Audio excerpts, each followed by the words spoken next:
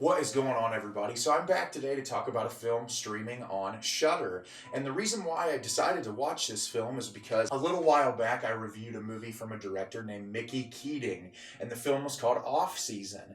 And I was actually really impressed with the movie. Despite some flaws that the movie had, I really loved the atmosphere of the film. I thought there were some truly scary moments. And so I was looking forward to watching something else that Mickey had put out. And so I saw that one of his films was streaming on SHUDDER called Darling, and so I figured I would give it a go and watch, and I was pretty underwhelmed with this one, upsettingly enough, and I'll get into it a little more into the review.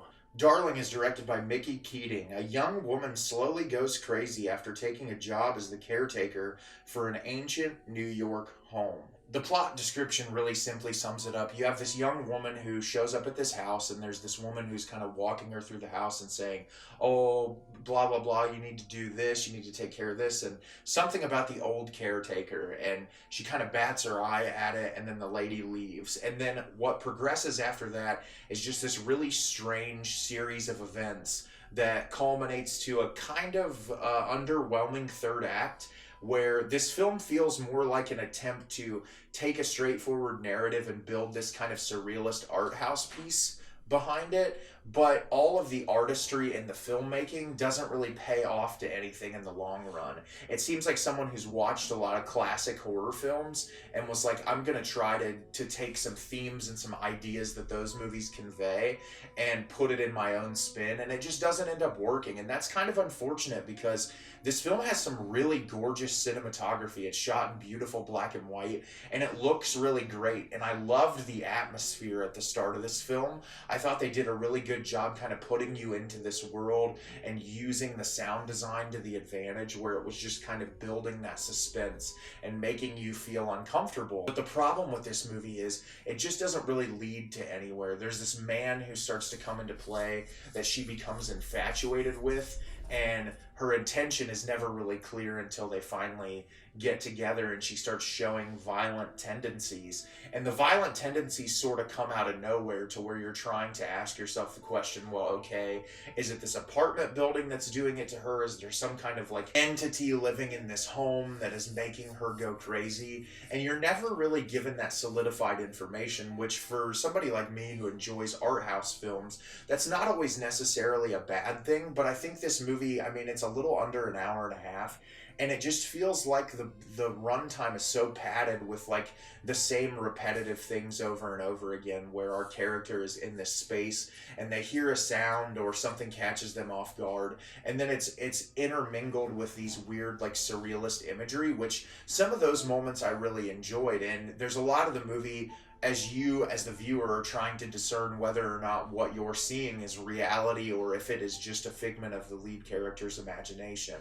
And I like parts of that, but the thing is you've got to at least give me something at the end of the film to grab a hold of, and this movie does not do that. I think the lead actress does a really nice job. She gives a really good performance, especially in like the unhinged moments where she's kind of got to go from this mild-mannered person to this really extreme crazy person, and I think she does a good job with that. But the problem is that it just leads up to nothing, which in a film like this, where you're trying to build up a lot of like psychological suspense, you've really got to make the payoff worth it. You've got to make that punch really hit.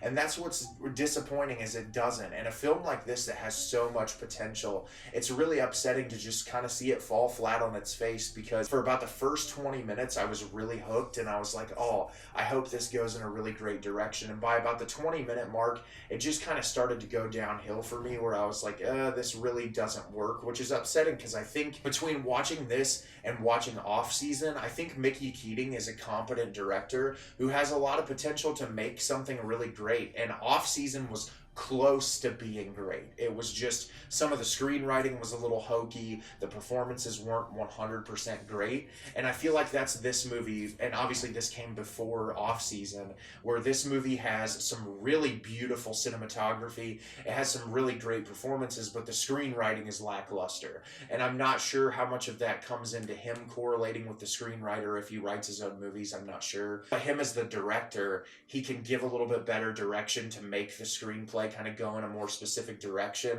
rather than just making it incredibly ambiguous, which Off-Season had some ambiguity, but it was much more straightforward and easier to piece together, which I feel like for a concept like what he was trying to convey in this movie, straightforward and simplistic probably would have been the better route to go. So unfortunately, Darling was not a film that I would recommend. So have you seen Darling? Did you love it? Did you hate it? Leave me a comment down below and let me know what you thought. I thought this movie was relatively underwhelming, despite the fact that it had some beautiful visuals and some decent performances. As always, if you can like the video and subscribe to the channel, it helps me out a lot and lets me know the type of content you're looking for. I'm always putting out new material and look forward to getting more out for you in the near future. And as always, everyone, thank you so much for watching and have a great rest of your day.